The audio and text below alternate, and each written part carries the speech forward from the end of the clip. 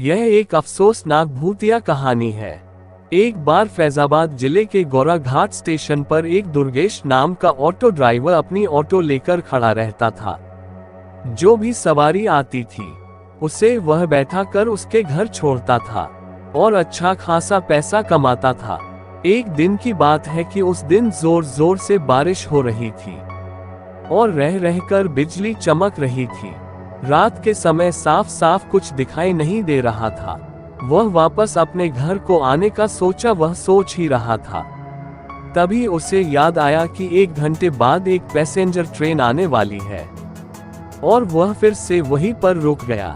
इतने में और घना अंधेरा छा गया। अंधेरा इतना था कि एक हाथ को दूसरा हाथ दिखाई नहीं दे रहा था।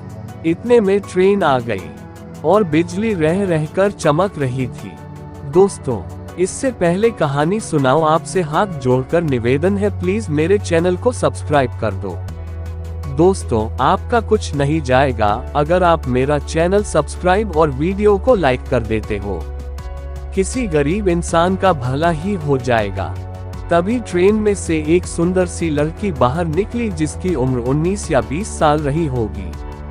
उसके कंधे पर बैग और हाथों में सूटकेस था, मानो शहर से कोई परी आ रही हो।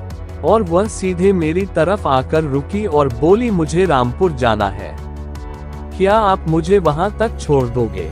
मैंने बोला, मेम साहब, अगर आप अभी चलोगी तो 700 रुपए लूंगा और अगर सुबह चलोगी तो मैं आपसे 200 रुपए ही लूंगा।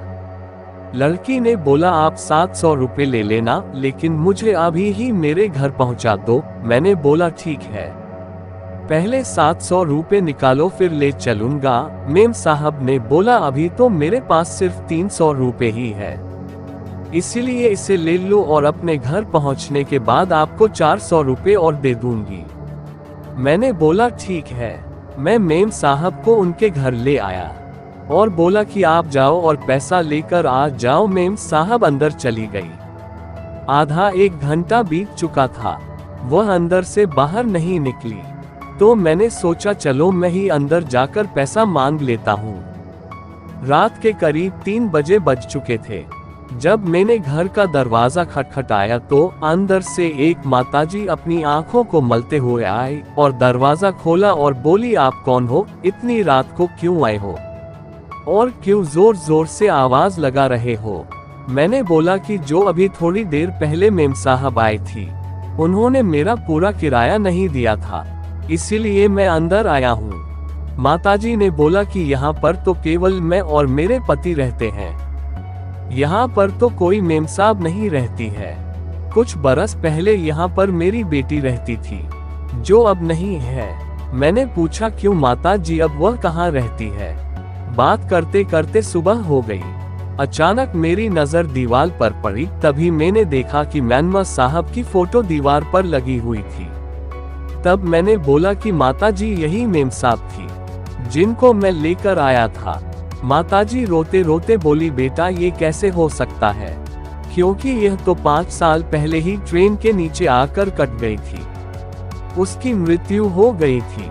तब तो मेरे होश उड़ गए और हाथ पैर ठंडे पड़ गए। मैंने बोला, मैं जाता हूँ, मुझे कोई पैसा नहीं चाहिए। और मैं जोर से दौड़ा और ऑटो रिक्शा तक आया। ऑटो में बैठकर ऑटो को जोर जोर से भगाने लगा। तभी मेरी नजर पीछे वाली सीट पर पड़ी तो मैंने देखा कि 400 रुपए पड़े थे। मैंने पैसे लेकर मंदिर में चढ़ा दिए और भगवान से प्रार्थना करने लगा कि मेम साहब की आत्मा को शांति मिले। और तभी से ही मैंने रात को ऑटो चलाना छोड़ दिया। मेरी किस्मत अच्छी थी जो मैं बच गया। दोस्तों, अगर आपको कहानी अच्छी लगी हो तो चैनल को सब्सक्राइब करें। ऐसी ही भूतिया वीडियो देखने के लिए हमारा चैनल पर विजिट कीजिए और वीडियो को लाइक और शेयर करें। Thanks for watching.